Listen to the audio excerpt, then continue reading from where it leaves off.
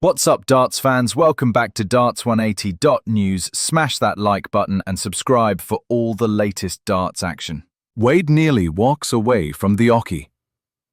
Sunday, Aldershot. James Wade admits he came close to quitting darts altogether, calling it the 100% best move for his mental health. The world number 5 now reflects on his journey as both a top player and ambassador for Bipolar UK. "I could have walked away, which would have been the easy option," Wade told reporters. "It wouldn't have been the best for me financially, but mentally, 100%, to walk away would be definitely the best thing for me." The 10-time major winner explained he was diagnosed with bipolar disorder and ADHD at 27, using private healthcare to access treatment.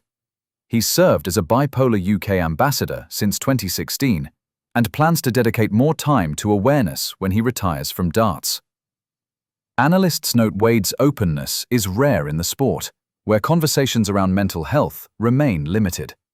His story shows the weight players carry beyond the Oki, balancing personal struggles with professional obligations. Wade insists darts still gave him the most wonderful people and the chance to see the world multiple times. The balance between gratitude for the sport and prioritizing his well-being remains central to his career outlook. So here's the question: should darts organizations do more to support mental health in the game? Drop your take below. Youth ready to seize control of darts. Sunday, Netherlands. Vincent van der Voort warns the next generation are primed to replace the sport's biggest names. The Dutch thrower believes the game is shifting toward younger stars, just like football has career age windows. "I think the youth are going to take over darts more and more," van der Voort told reporters. "Older players simply won't last as long on the pro tour." He pointed to Gary Anderson, Peter Wright, and even Raymond van Barneveld as rare exceptions who compete well into their 40s and 50s. But he predicts future players won't sustain those careers as the game gets sharper and faster. Analysts note his view matches what we've already seen. Luke Littler has won the World Championship and Premier League before turning 18, while Josh Rock, Jan van Veen, Sebastian Bielecki, and Bradley Brooks are scooping up Players' Championship titles before 25. So, is darts heading toward a full-blown youth revolution, or can the old guard still punch above their years? What do you think? Drop your take in the comments below. And by the way, is it time for a darts upgrade? Buy Loxley darts at thedartslounge.co.uk. Clayton recalls backlash over PDC switch. 2015. Johnny Clayton has lifted the lid on the stick he received when he jumped from the BDO to the PDC. The Welsh star admits Ross Montgomery in particular gave him grief when he made the leap after Q School. "I remember Ross Montgomery turning around and saying, 'I heard you're trying Q School,'" Clayton told the Tops and Tails podcast. "The shit he gave me by saying, 'You're swapping codes.' I thought, sod off, it's got nothing to do with you." Montgomery's criticism rings hollow now, with the Scot later joining the PDC himself in 2022 and 2023, as well as claiming seniors titles. Clayton, now world number 8, cheekily said, "Sorry, Ross boy, but you should eat your words." Despite the backlash, Clayton insists he has only respect for the BDO. "I've never slagged the BDO off," he explained. "That's where most of us as players started, and I really enjoyed my time there." Analysts point out that Clayton's career proves the risk paid off. 4 major titles, 10 Pro Tour wins, and a permanent place among the elite. His switch shows how timing can define a darts career. So here's the question. Do you think Clayton made the perfect call moving when he did, or should he have waited longer? Drop your take below. Smith scared by shoulder replacement bombshell. August 20th.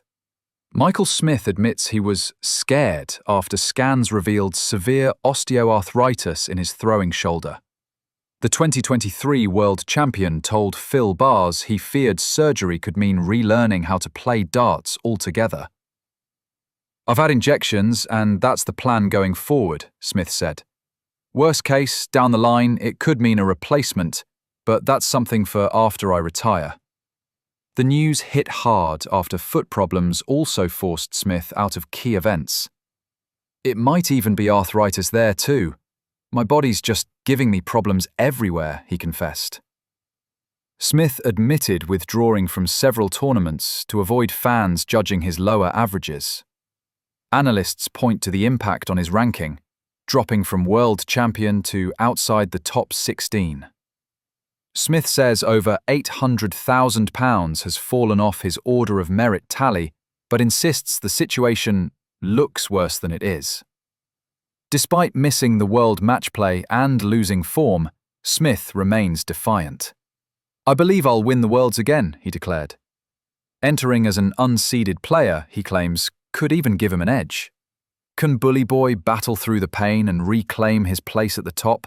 Or will injuries finally slow down the St. Helens powerhouse? What do you think? Drop your take below. Littler drops in at local youth match. Tuesday, Warrington.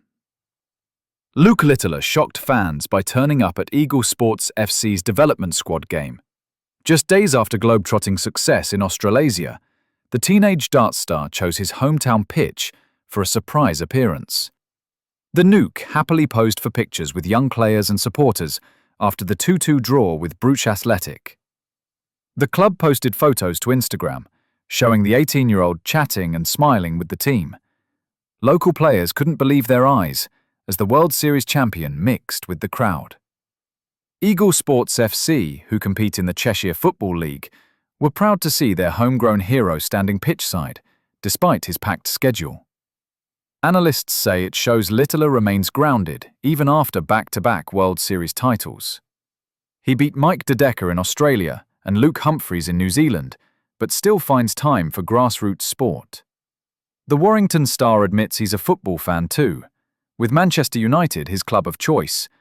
But will his hectic travel schedule allow more hometown visits, or was this a rare treat for fans? What do you think?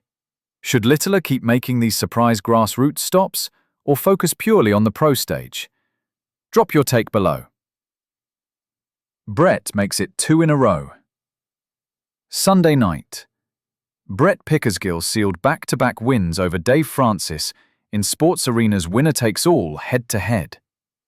The result adds another £10 to his tally and moves him into 4th on the overall leaderboard. "I've struggled the last couple of weeks, but that don't take anything away from Brett," Dave admitted after the loss. "I'm going to throw the last 2 games in the bin and come back fighting next week." Francis may have missed doubles on 2-ton-plus finishes, but he still averaged 77.53 to Brett's 68.61. Pickersgill said, "Buzzing to win 2 in a row. Nice to be climbing up the leaderboard as well." Analysts note Brett's momentum: £23 earned, 5 wins, and a leap into the top 4, while Francis remains clear at the top on £131 despite recent defeats. The race for leaderboard medals is tightening, with Lee Andrews, £105, and Alan Reeves, £60 close behind. The big question: can Brett turn this mini streak into a genuine late-season charge, or will Dave halt the hat-trick next week? What do you think? Drop your take in the comments below. Help us hit our next milestone. Tap that subscribe button and turn on notifications, and we'll see you next week.